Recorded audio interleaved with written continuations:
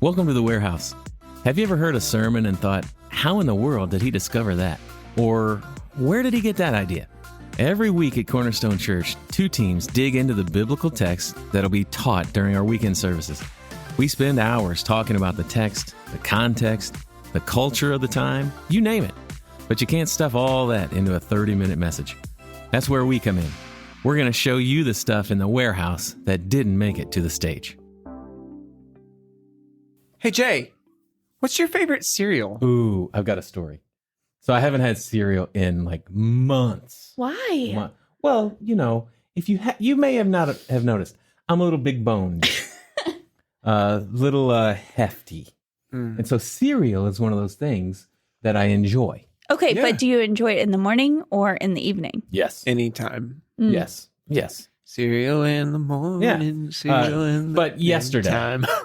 tomorrow, Sydney's going on a student council trip to Holiday World. And so she needed some sunscreen and some snacks. And Chloe and I went with it. Well, I drove and Chloe came with us and went through the one of the aisles and I saw Tres Leche Cinnamon Toast Crunch. What? Your favorite cake? My favorite cake in Cereal the top 3 cereal. Oh my goodness. So Cinnamon Toast Crunch is traditionally in my top 3, probably. Tres Leche Cinnamon Toast Crunch. And it lived up. It was good. Oh, man. And then just 2 hands, pinkies up, sipping that milk after. I need to know if it already has tres leches and you put it in milk, is it cuatro leches? It's Quattro Leche. I had Quattro Leche cereal yesterday. And it was glorious. I bet. That sounds delicious. Oh, man. Stephanie, what's your favorite cereal? Oh man, I love Fruity Pebbles.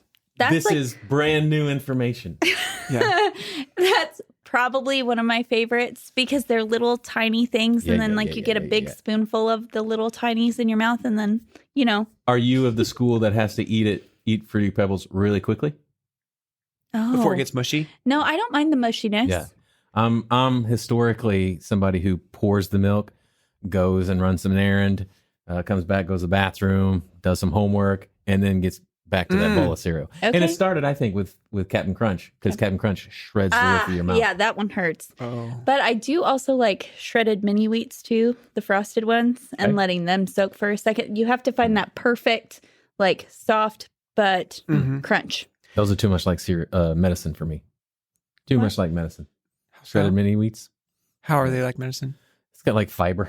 Oh, yeah. Okay. It feels like the unhealthy of the healthy cereals, right? Because it's the frosted version has a lot of sugar. Yeah. Right. And it's too much, like medicine.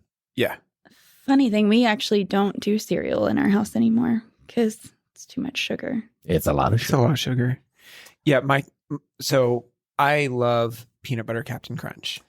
Ooh, That's a good one. Yeah. Man, I would eat a bowl right here on the air if I And had some. everybody would love to The hear sound that of it? crunch. What was your take on crunch berries? Oh, that's Decent. Yeah. Decent. But I just love the taste of peanut butter. Yeah. I love peanut butter cookies. And You had Frosted Flakes with the Lucky Charms mushroom? good. Who likes mushrooms? marshmallows. Gross. That's dang nasty. Not Mushrooms? the Lucky Charms mushrooms. The Lucky Charms mushrooms go good on a pizza. Ugh. Not in a cereal. Oh, I also man. really did you ever have waffle crisp? Yes. I really liked that. Yeah, I like that's maple good. syrup flavoring and stuff, so that's really good. Yeah. Frankenberry historically is my number one. Oh, wow. And in my But day, it's not the same. it's not the same. But It's in not my the day, same. Frankenberry was available year round. Mm-hmm. And now it's just a Halloween thing. Interesting. But it's not as good as it used to be, True. along with Boo Berry. Yeah. In our house, we stock frosted shredded wheat and Raisin Bran. Oh. And that's what my kids choose between. And growing up, I thought Raisin Bran was nasty. Now I kind of like Yeah. it. And man, Raisin Bran Crunch. Oh yeah. I mean, Ooh-wee. that's because it has more sugar in it with the granola. Yeah, in it does. Granola is one of those that seems like it should be really healthy. I'm pretty sure it's not. It's not medicine. Yeah, it's not. Okay. Man, This leads into our text so well. I'm telling you. Well, Yeah. we'll get there. Direct connection. We're going to be in Matthew 5:27 to 37.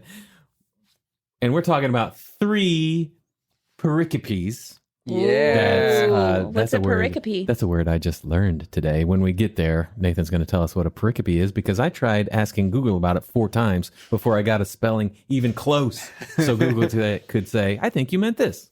And it was right. But we're going to be in Matthew 5, 27 to 37. Stephanie, what was your big idea?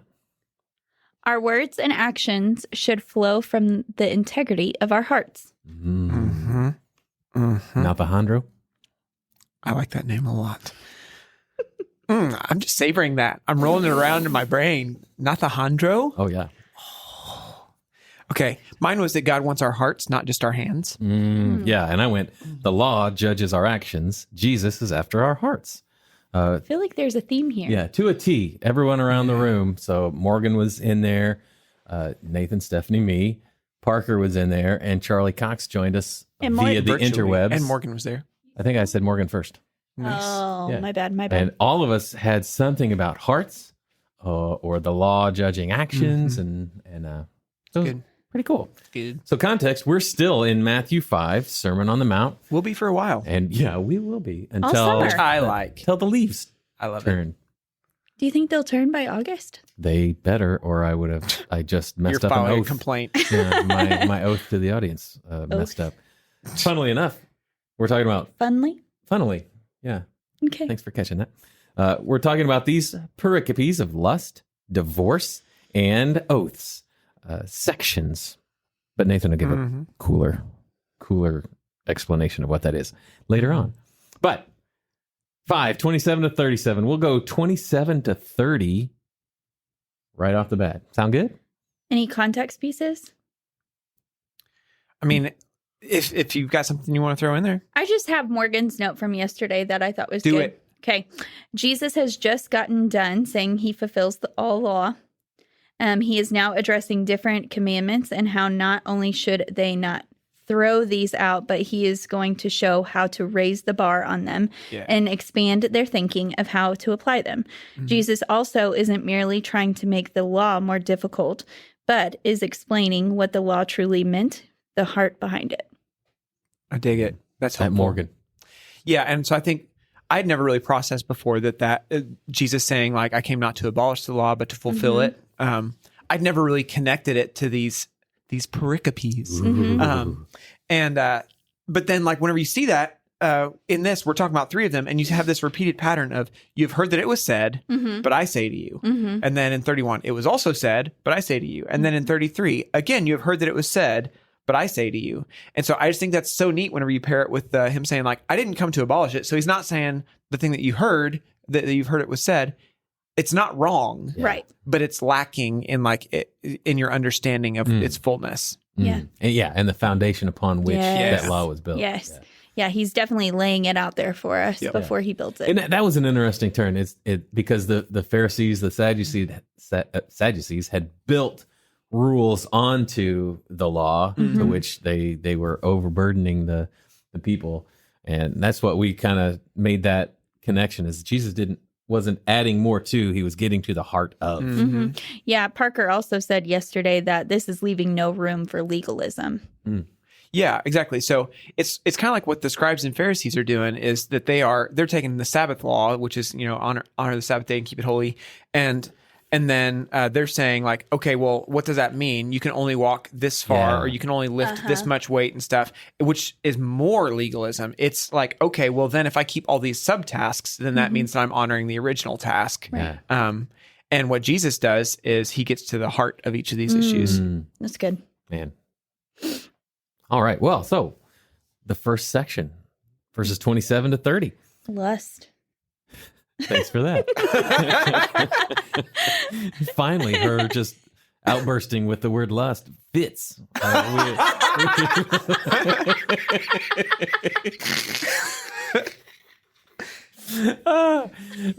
Verses 27 to 30. You've heard that it was said, you shall not commit adultery. But I say to you that everyone who looks at a woman with lustful intent has already committed adultery with her in his heart. If your right eye causes you to sin, tear it out and throw it away.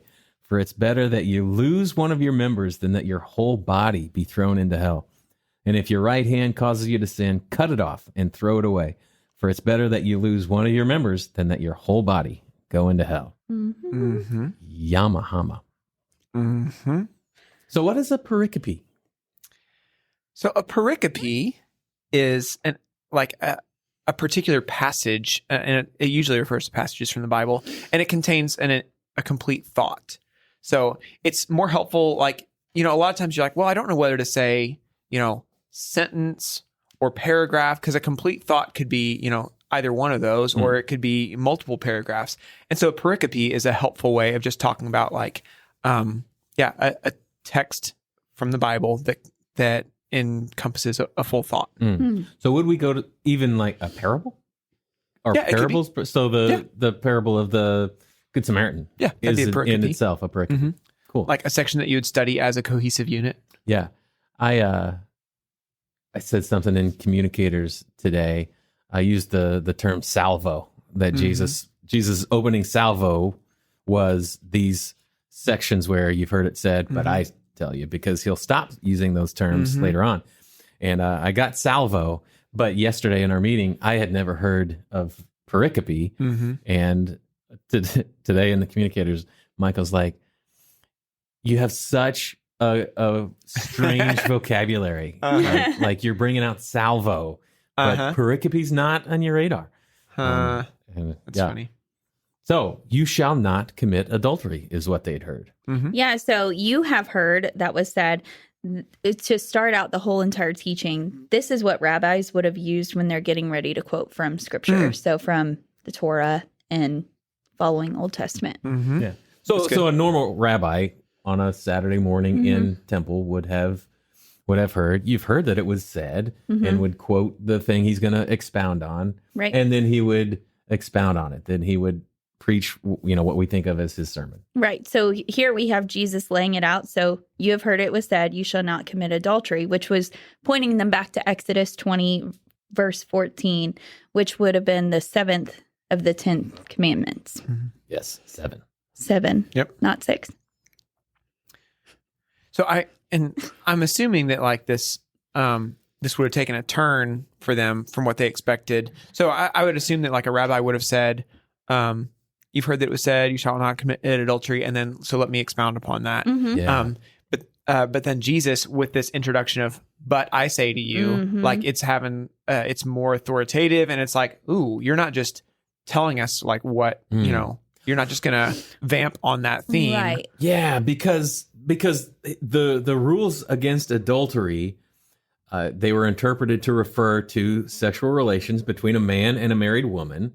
And so there were two sections of that. And so he would have said, you've heard that it was said, you shall not commit adultery. And then he would have expounded what adultery is. A typical rabbi would have. Yeah. And so he would have said, as they did, that it means not to have intercourse with another man's wife. And number 2, there shall be no intercourse with a woman without previous marriage with a deed of marriage and formal declaration of marriage.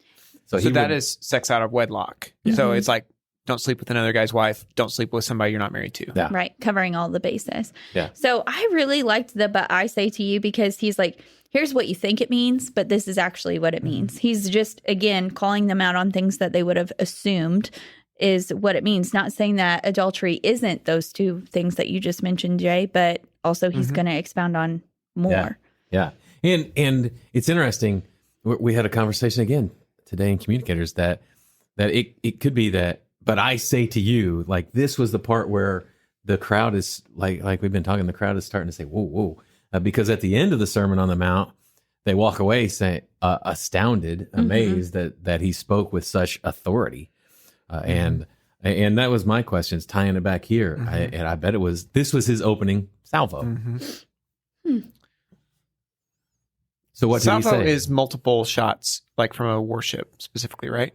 Yes. Okay. See? I didn't Google it or anything. I would have had to. Like There's so not necessarily worship, but shots Opening starting shots from artillery or for something. a battle. Okay. Yeah. Okay. Good job, guys. Well, I have a weird way of knowing it, and it's from playing Electronic Battleship growing up. And one of the things that your battleship could do was shoot a salvo. And it was like, doo, doo, doo, doo, doo. boom, boom. Oh, yeah. That's exactly what they sounded like in real battles. Okay, cool. So what did Jesus say to him? Everyone who looks at a woman with lustful intent has already committed adultery with her in his heart. Oof. Yeah. So this lustful intent, the word that gets translated that way, like it refers to like a passionate desire, and that it can actually be used positively or negatively. So that passionate desire is the same word that Paul uses in 1 Timothy to talk about that any man who wants to be an elder should desire or aspire to that office. Same word there. Yeah. But so it gets used positively some places. Go ahead. The prodigal son, that the son desired to be fed with what fell from the... I'm sorry, no. That wasn't prodigal son. I think it was Lazarus. Yeah. Desired to be fed with what fell from the rich man's table. Oh, even the rich man, dogs Lazarus. came and licked his sores. Oh, yeah, okay. rich man and Lazarus. I'm sorry, not... No, I thought I was tracking with Lazarus you. was Yeah, desired to be focused on- fed, yeah. Yeah, it is. What did you say? Is that the food from the table too? This is kind of a an extraneous point. Sorry. So it's not always a bad word. Yeah, exactly. Yeah. Stephanie, I really liked what you shared. You quoted from Martin Luther I did. yesterday. Yeah, so Martin Luther said we should not make the bolstering of Jesus' teaching too taut here. As What do you if- mean by so taut? Like tight, like a rope? Yeah. Yes. Okay, thank you. Thanks. As if anyone who is merely tempted to look at another with lust is eternally damned. I cannot keep a bird from flying over my head, but I can certainly keep it from making a nest in my hair or from biting off my nose. Mm-hmm. So the imagery that he's using there, like he's saying like, hey, Jesus is not trying to say that if you ever had that like fleeting thought run through your brain that you're going to hell. Yeah. But he's saying like there's an intent element of it that involves choice and volition and lingering. Yeah. And so he's using that like that thought. He's using the bird to represent that, right? So there's, for whatever reason, there's like a thought that pops into our mind, and we can't choose whether that thought enters or not, but we can choose whether we give it a place to stay, whether we let it take up residence, whether we let it become like a passionate desire. Yeah. There's a difference. A bass that sees the lure floating past and jumping past and sees it, and even going so far as to, I might bite that thing, but then swims away. He's not caught yet. Right. Yeah, that's good. I also had a note that said the looks here is, sorry, trying to find it. As I was saying it, it went away. There it is. Looks in English can be translated many different ways: to glance up at someone or to gaze. And in the Greek, here is gaze. So this is like somebody looking at them intently, like paying attention to like what they're doing. It's not just I'm looking at that person for a second as they walk by. This is like... Yeah, more than a glance. Right. More than seeing. It's locking eyes on. It's You've gawking. turned- And Yes, yes. Yeah. So in 2023, it's talking about more than a man sees a beautiful woman walk by and say and thinks she is beautiful. It's more than that. Right. And even so, one of the discussions we had yesterday, even like, so it's not just an acknowledgement of beauty, and even that like, I think, I remember this conversation, like that momentary flash of like even sexual attraction. Right. But it's like what you do with it from that point. Right. So like that is a legit acknowledging beauty, nothing wrong at all. Yeah. Sexual attraction, like you gotta be really careful. That's a temptation to sin. But like it's not sin until you like engage that. Yeah. Right. Yeah. Temptation is not a sin. Right. Yeah. And there's definitely a huge difference, like we've just been talking about, like temptation versus sin. There's just, if we fuel that desire, then we're making it into a sin. Oh, that's good. Fueling the desire makes the fire rage. Yeah. And burns the house down. Yeah. So that said, we're talking a lot about like what it's not.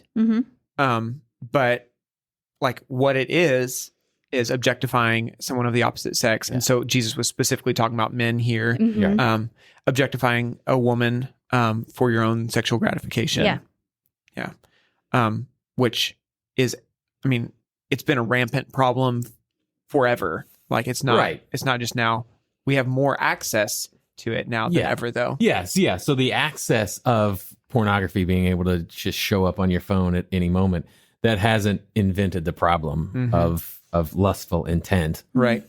It's just proliferated it. And made it like everywhere. It's like, Yeah. I mean, billboards on your phone, like ads. It's like, just I'm searching totally innocent stuff, and like ads that are not remotely related to things that I've searched for. Right. Anything pop up on my phone. Yeah, and because we- they know I'm a 33-year-old male. Exactly. Yeah. And we talked today that when Game of Thrones was the biggest show in the world, that they had intertwined sex into just the normal story of the show. Yeah. And that's the world in which we live Yeah. right now. Yeah.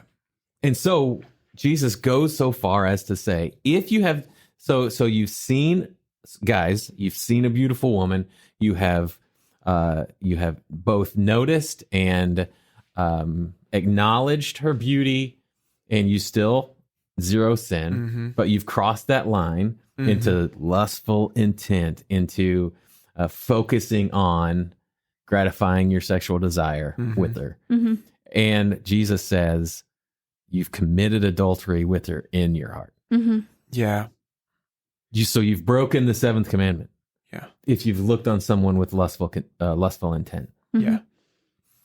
And so then he talks about some pretty heavy stuff to counteract that. Yeah, so he uses a hyperbole. Here, he's not saying to literally go and take out your right eye or cut off your right hand, because he's not teaching self-mutilation. And like I was saying yesterday, if so, he would have said to cut something else off, not a hand or cut out an eye. Yeah. Yeah. But it is interesting in this day and age, and I made the connection yesterday. It's super interesting in this day and age that we would read about right eye and right hand, because most lustful intent for a man in 2023 it involves our eyes and our dominant hand. And we got to be honest about this stuff if we're gonna face it. Yeah. And it's the truth about things. And so Jesus brings that hyperbole in to say, this is a serious thing we have to deal with, and we have to take it that serious. I think Morgan brought up yesterday too, with the right being the right side, that was a sign of authority, because like Jesus sits on the right side. And he would say he's going to separate the sheep and the goats, the sheep on his right hand, the goats on the left. So yeah, the right hand is the not just, but yeah, good, right, strong, major. And so I guess in that context, I mean, he would be saying then, like, not even just chop off your less important hand, but chop off your more important hand. Not just your less important eye, but your more. So he's just trying to like really amp it up. Like, man, this would be, I mean, for a culture that is primarily manual labor, like not like it would be better for you to lose your job and like not be able to be a farmer or a carpenter or whatever, than to commit adultery in your heart with a woman. Man. It would take a lot of sacrifice and obedience, though, to do this. And so both places causes you to sin. It's the word scandalize. Ooh, yeah. I thought of your cake. From scandalon, to entrap. Cake. To entrap, to trip up. Not tres leche is the case, Stephanie. But it probably has more than one. That cake trips me up. But so yeah, to entice to sin. So causes you to sin, to trip up. It's the same root word where Jesus told Peter from the sermon a couple of weeks ago that you become a stumbling block, that you've become something that trips people up. Yeah. Okay, so like whenever we read this, I mean, I would say like we're saying it's hyperbole. And we want to be careful, like not just to call anything that feels uncomfortable hyperbole, but there are reasons that we would say that it's hyperbole. Yeah. Well, and that was my question yesterday. We're really quick to jump to this is hyperbole, and let's just make sure let's cover the bases. And say, are we sure he's not saying if it's causing you to sin, chop that thing off? Right. Yeah. So I would say like we have to say hyperbole for a number of reasons. So one would be like you have to compare it to the consistency of the rest of the message of Scripture. Like, is there's a value on our bodies and taking care of our bodies. So Jesus can't be literally saying cut off your right hand because that's in conflict with other parts of scripture as for how we're supposed to take care of our bodies. So that'd be one. Second, looking at like literary genre here, like he is, it was common for them to use like poetic couplets and language to emphasize a point. So whenever we've got this right eye, like we should notice that he's using some parallelism here. Right eye causes you to sin, throw it away, for it's better than being thrown in hell. Right hand causes you to throw it away, to sin, throw it away, better than going to hell. So we should notice that like there's some repetition there that cues us into that this is likely, poetic. Yeah. And go ahead. I was just going to say, in the hell yesterday that we kind of discussed was Gehenna, which would have been talking about like the place that they burnt their trash, right? Outside Jerusalem. Right. So this valley. isn't this isn't talking about necessarily like the place that you would spend an eternal punishment. Yeah, he wasn't talking about Sheol. Yeah. Correct. Which I think it's kind of a fine line to draw a little bit because they both get used. So I don't think you can say that he's either necessarily one. not talking about it. But if we're thinking about like what they most likely heard, if they have that, actual burn pile right outside, then that's probably what they would have associated with. Well, so also in my head, I'm thinking Sheol to them was just a place of the dead. It wasn't even a place of torment, correct? Okay. And it was more of a resting place. Waiting for. Yep. Yeah. So that's 27 through 30. Anything else for that section? I think the clear.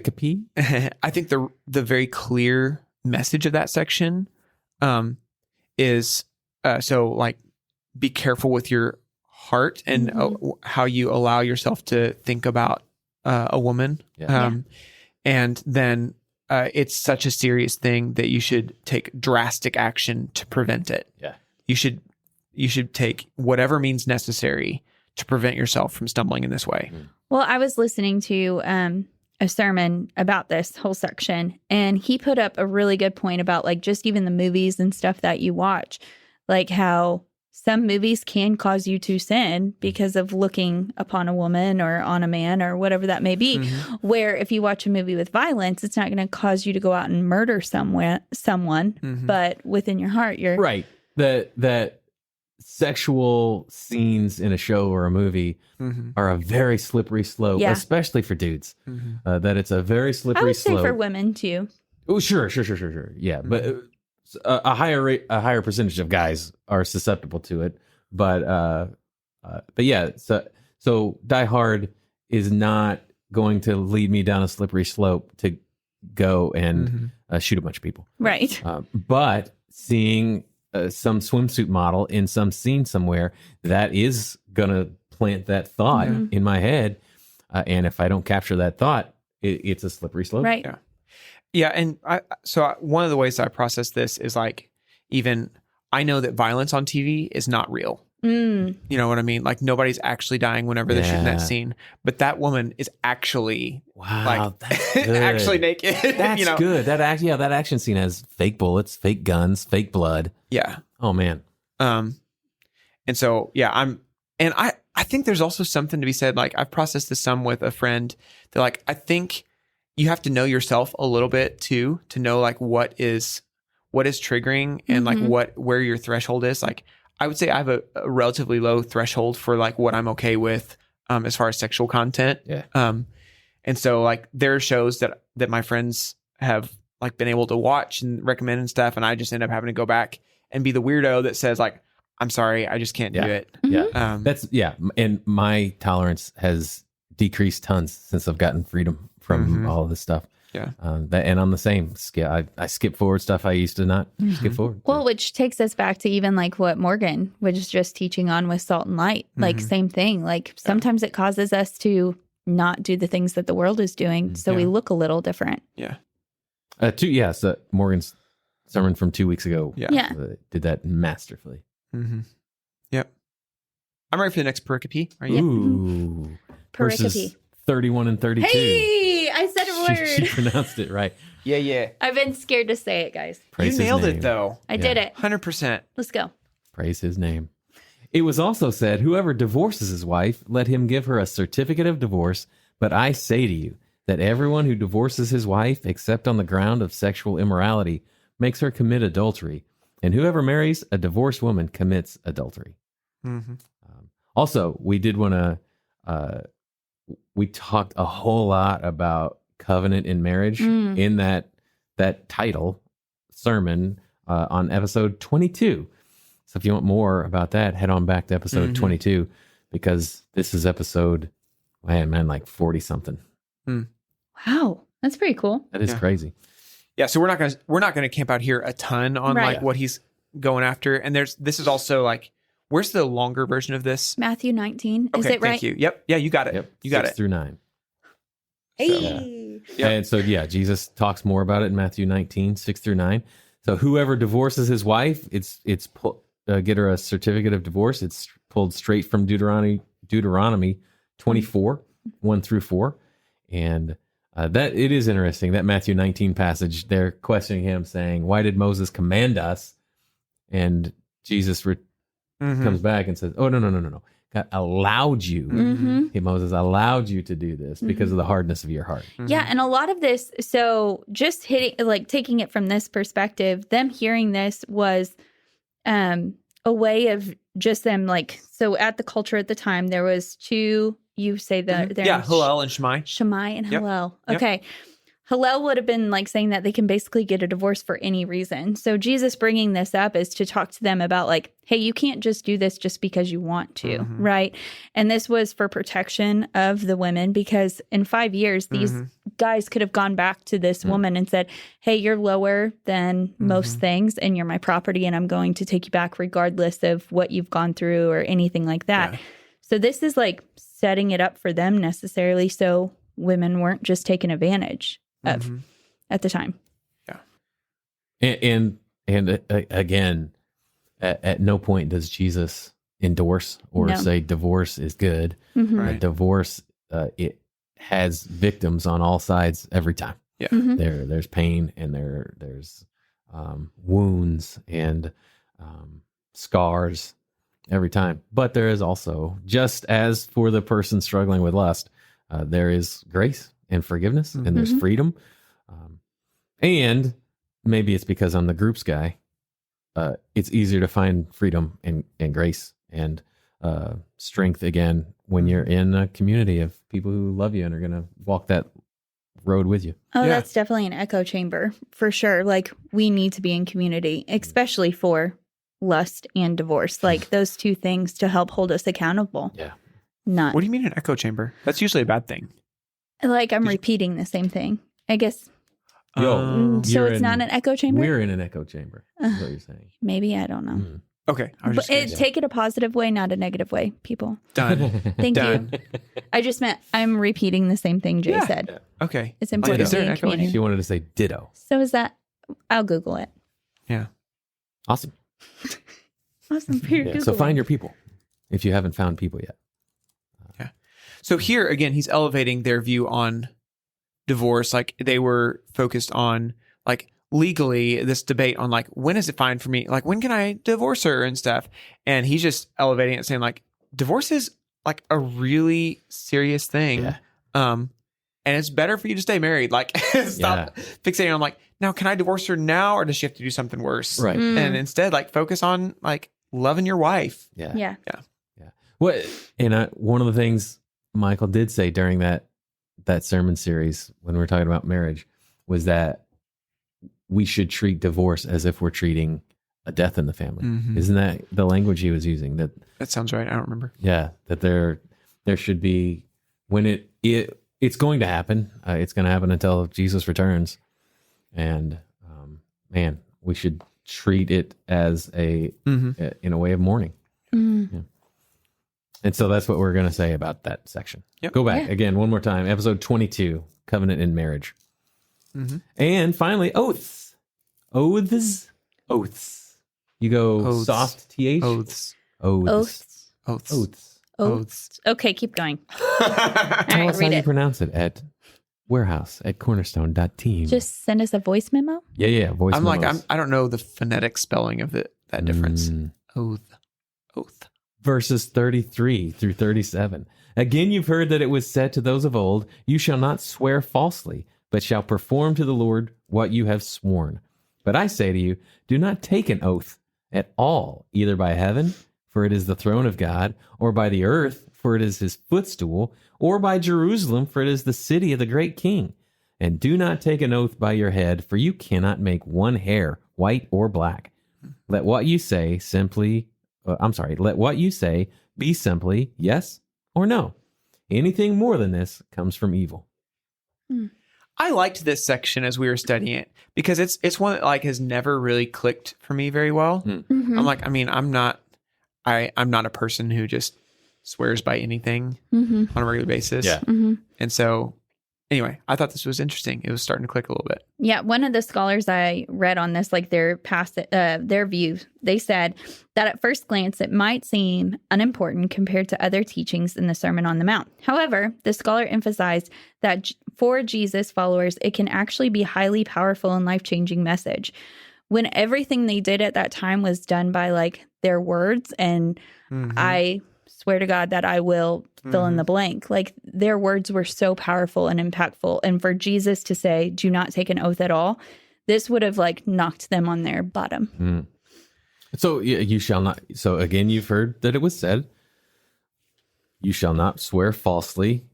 So that section, the thing they would have heard before comes from Leviticus 19, verse 12, Numbers 30, verse 2, and Deuteronomy 23, verse 21. So Jesus kind of made an amalgamation of several different places about swearing falsely and oaths or oaths. Yeah, and another thing, like culturally, to not fulfill an oath or a vow was a pretty shameful thing and was considered to be, by a religious leader, unrighteous or unrighteousness. So, but I think I shouldn't say but. I'm sorry, I'm not contradicting you. No. I was thinking about but to the way that they approached it. Matthew 23, I think, is really interesting in this regard because it's like culturally a little bit lost on me what's going on. But then like checking a cross reference over here, Matthew 23 says, woe to you blind guides, talking to the Pharisees, who say, if anyone swears by the temple, it's nothing. But if anyone swears by the gold of the temple, he is bound by his oath. And same thing, he talks about the swearing by the altar versus the gift on the altar. And so that helps me understand that like part of what's going on is they've got this really complex hierarchy of like what's most important and what's binding. And anyway, it could just get very like complicated and entangled to keep track of like, okay, which word do I have to keep? If I swore to him by the altar, but then swore to him by the gold on the altar, and then swore to that guy over there by the sacrifice and stuff, like I can get out of this one because it wasn't on the altar, and that one supersedes this. And it's like it would get to be a very complex thing. Yeah. And again, the Pharisees had built on top of the spirit of the law. They had built things that I was thinking of a Ninja Warrior course on top of that the people had to try to swing through and jump over, and they just kept falling. And here Jesus tears away all of the man-made structure that was built and gets to the heart of the matter. When you decide to do something, do it. And if you can't do something, say you can't do something. One of the things I got whenever I was reading this, so either by heaven, for it is the throne of God, or by earth, for it is his footstool, or by Jerusalem, for it is the city of the great king. And do not take an oath by your head, for you cannot make your hair black or white or black. It's like when we're reading that, God is everywhere. His presence is everywhere. He is the governor of all of it. Like it's all his. So no matter where you're swearing by him. No matter what. That's what Because if I had no intention of doing the thing that I'm promising you that I'm going to do, I would say something simple like, I swear by my head that this will happen, because I'm not swearing by Jerusalem or the temple or the gold on the temple. This is just my head. It doesn't matter if I say it or not, because God's not here. But yet Jesus is saying, oh, by the way. Right. I think I love that. And I would add to it that like all these places are places where God is in control. So like recognizing, like, I think especially whenever you hit the part about don't swear on your head, for you cannot make one hair white or black. What he's saying is like, you have absolutely no control over even your own hair. let alone the city of the king or the footstool or the like Jerusalem or the earth. And so like, who are you to swear by these things? You don't have that kind of control. Yeah. One of the sermons I heard yesterday on this was like, it was a manipulation tool for people to use to get basically what they wanted in their way in this. And I'm like, man, I could totally see that. It's so easy to say this or that if it's an empty promise or an empty thing that you're going to fulfill. Like, we should have the integrity to just tell the truth and be intentional. Yeah. And if you decide to do something, Do it. yes, I'm going to do it. And for those of us who are recovering people pleasers, if you can't do something, just say you can't do it. Yeah. Which is really hard. You know, like big time. People pleasing is really, it's a struggle for a lot of people, because I love it when people tell me no, because I'm like, oh, that's fine. But then also I'm really good at getting people to say, yes, I've heard. Oh, wow. You Nah. love it when people say no? Yeah, for the reason that I know they're putting up walls and boundaries into what they know they can and cannot do. So if I'm asking people to help with something, like for the resource team, and they're like, Stephanie, I just don't have the time. I'm like, thank you for being honest. I'd rather like you to tell me no and then be stressed out trying to figure something out. Yeah. That's why we always tell you no. That's not true. This is not a Christian book, but there was a fun book I read on this topic recommended to me by one of our elders, Jonathan McCoy. Oh. It's called Off the Clock by Laura Vanderkam. And it's about your schedule and stuff, but she talks about this, like when to say no. And she's talking about your calendar, and she mentions like, if it's something, whenever somebody's asking you for something, 3 weeks from now, like, hey, would you come do this? She's like, if you wouldn't do it tomorrow, then you should say no to doing it 3 weeks from now. But, Really? yeah. Interesting. She also talks about like, man, each of us, this is a little bit off topic, but I'm just going to go there because I already started it. She talks about like how each of us, we should think of ourselves as kind of like our past self, our present self, and our future self. And so what, like if you think about habits or disciplines or decisions, it's like yesterday I thought, you know what? It would be great for me. It'd be great for me to get in a routine of exercising. I should exercise tomorrow. And tomorrow I would be like, so glad that I exercised today. Yeah. But what often happens is that we just let our present selves rule. And so we just like totally, let our past selves and our future selves down by letting the present self rule. Anyway, it's just a really interesting concept. And that is It interesting. is. Not incredibly pertinent, but Yeah. No. That's good. Off the Clock, Laura Vanderkam, if you want to read it. It's pretty fun. Yeah. So be someone that somebody else can trust what you say, and don't be convoluted in your explanations of being able to do something or not being able to do something. Again, Jesus boils everything down to the heart. the simple heart level. Spirit of the law is be a person of your word and follow through. Yeah, that's the main takeaway for this section, right? Is like, don't lie and be a person of your word. And if you say you're going to do something, do it. Yeah. Let your yes be a yes and your no be a no. Yeah. Up top, what he's quoting from the Old Testament all has to do about swearing. Like, you shall not swear falsely. And so everything was built for them like around like, okay, so what does it mean to swear falsely, and how do we find or create loopholes so we don't swear falsely and still not have to do the thing that I don't want to do. Yeah. But down at the bottom, in verse 37, he's not talking about like swearing. He's talking about what you say. It's kind of like he's elevating their base level faithfulness, like taking it to the place of like, don't get entangled with what you're swearing on what and everything.